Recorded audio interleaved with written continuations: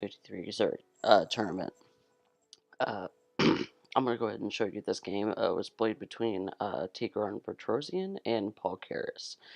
It's actually a game that ends in a draw, but it's a very instructive game, I think. But I feel that I should show it on my channel. And this is round one, of course, or another game from round one, as the two videos I showed before. But let's go ahead and show this game. Starts off with c4, the English opening, c5, the symmetrical variation, knight to f3, knight to f6, and d4. This is the Anti-Benoni, because these two pawns are facing each other, but it's black's turn to move instead of white. So we have c takes on d5, or d4, knight takes on d4, and e6. We have g3 and d5. And a move to consider here are maybe bringing the knight to c2, preventing the bishop from coming to b4 with check, and not allowing Keres to capture, because he would exchange the queens and Keres would have to recapture with the king, giving, away his right to castle. But in this position, Petrosian plays bishop to g2. He realizes that this strong diagonal is a lot more important than either of these ideas. So we have e5, and since Petrosian developed his bishop this way, it allows Keres to play some energetic moves in the opening. So we have knight to c2, and the problem with coming to f3 instead of c2 is d4. And of course you can't capture, because after queen to a5 check, it gives a check, and it picks up the knight. So he plays knight to c2. We have d4, castles, knight to c6, knight to d2, bishop g4, and knight to f3.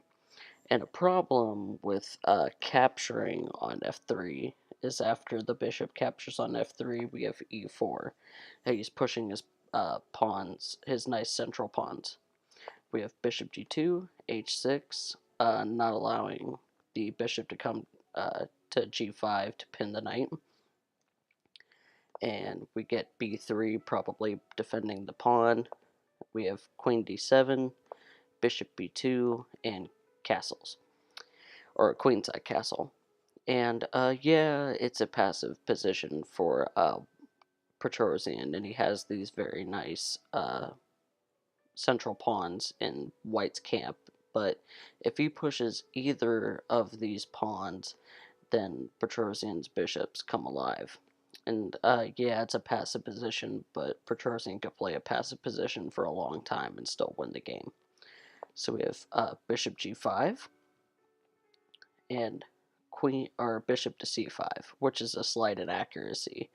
The best idea is to definitely bring the bishop to e7, because it stops Petrosian's idea of pushing e4. Because if he puts the bishop on e7, then the knight could simply capture, because it's no longer pinned. But either way, he plays bishop c5. We have e4 nonetheless, and capturing on passant doesn't really do anything for black, because if he captures on passant, then Petrosian would exchange the queens, and the knight could simply takes on e3, and black doesn't really have anything here. So instead of after e4, instead of capturing on passant, of course, he plays h6. So we have bishop captures on f6, because you can't go here, because after g5 you win the bishop, and you can't go here or here. And if you go to d2 or c1, then it simply cramps the position, so he captures. We have queen captures on f6, knight c to e1, with the idea of coming to d3, making a permanent blockade in the center, and with the idea of undermining these pawns later on. So we have queen to e6. Now, in this position, instead of playing this queen to e6, Bronstein's idea is to push d3. And yeah, uh, you would be getting a lot of development for this one pawn, because if the knight would capture, then rook comes to d8, or if the queen could capture, then it's still the same. And after he pushes d3, then the knight could simply come here, adding even more pressure to this pinned knight. But this is round 1, and you really don't want to go for a position like this against Petrosian, because he'd probably be able to defend the position either way. So we have queen e6 instead of d3. We have knight to d3, and permanently blocking off the center.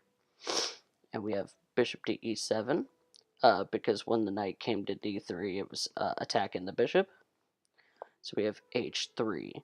Now this is the so when Keres plays queen to e6, he thinks he's stopping h3, but he's not really, because after h3, if he was to capture on h3, then you get bishop captures on h3 and queen captures, and then he would capture the pawn on e5, completely destroying Keres' center.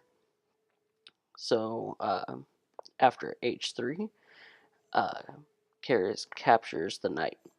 So we have bishop takes f3, and we have queen takes f3, and queen takes c4. So Keres wins a pawn, but Petrosian will go to show that this doesn't really do anything for Keres. So you have rook f c1, attacking the queen, and we have queen e6. And here, Petrosian plays a very nice move, and he plays queen f5. Now, Petrosian, of course, is a positional player, and capturing the queen is actually very, very bad. So if he was to capture on f5, then after e takes f5, this pawn would be very, very important for Keres' demise. So if he was to play f6 to try and keep a hold of this pawn, because of course the idea was to capture on c6 and then capture the pawn. But if he tries to save this pawn by playing f6, then you get rook takes c6. And then after b takes c6, of course, the bishop could capture on c6, forking the king and the rook. And he's not winning just the exchange, he's winning a whole rook. Because if he plays king to f7, with the idea of connecting rooks and not allowing him to win a whole rook for free, because he would get bishop to d5 check, and it covers the g6 square, so the king would have to come back, and then he would pick up the rook for free. So capturing the queen is a very bad idea. So he plays bishop to d6 instead. So we have, of course, Petrosian captures the queen.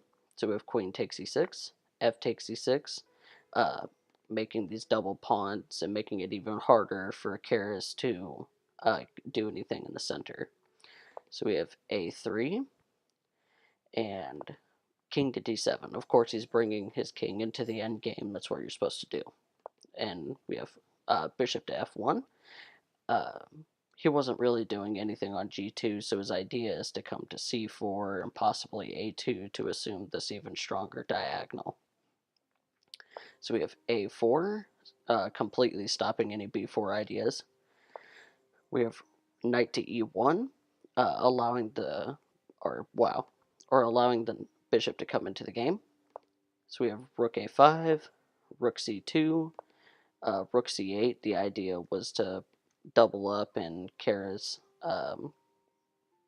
goes against this idea by playing his rook to c8 himself. So we have rook a to c1, doubling up. We have knight to a7, captures, and bishop to c4.